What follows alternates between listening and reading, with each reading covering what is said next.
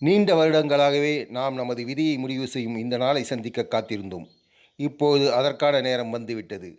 நமது வாக்குறுதி முழுமையாக இல்லாவிட்டாலும், முழுமையான அளவில் இல்லாவிட்டாலும் கணிசமான அளவில் மீட்டெடுப்போம். நள்ளிரவு மணி அடிக்கும் வேளையில் உலகமே தூங்கும்போது இந்தியா உயிரோட்டமாகவும் சுதந்திரமாகவும் வீழ்த்திக் கொள்ளும்.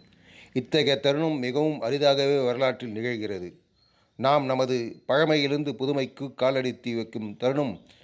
ஒரு காலம் முடியும் சமயம் ஒரு தேசத்தின் ஆத்மா நீண்ட நாட்களாக அடக்கி வைக்கப்பட்டது பேசத் துவங்குகிறது. இந்த சுதந்திரம் அடைந்த சந்தர்ப்பத்தை நாட்டின் சாதாரண மனிதர்களுக்கும் விவசாயிகளுக்கும் தொழிலாளருக்கும் தந்து வறுமை, அறியாமை, நோய்கள் தீர போராடி இந்தியாவை வளமிக்க ஜனநாயகமாக நாட்டை முன்னேற்றவும், சமுதாய பொருளாதார அரசியல் நிறுவனங்களை உருவாக்கவும் மற்றும் அனைத்து ஆண்களுக்கும் பெண்களுக்கும் நியாயமான மற்றும் முழுமையான வாழ்க்கையை உறுதிப்படுத்த வேண்டும். எந்த மதமாக இருந்தாலும் நாம் அனைவரும் ஏற்றத்தாழ்வின்றி இந்தியாவின் பிள்ளைகள். சம உரிமை சலுகைக்கு கடமைப்பட்டவர்கள். நாம் வகுப்புவாதத்தை அல்லது குறுகிய மனம் படைத்தவர்களை ஊக்கப்படுத்தக்கூடாது.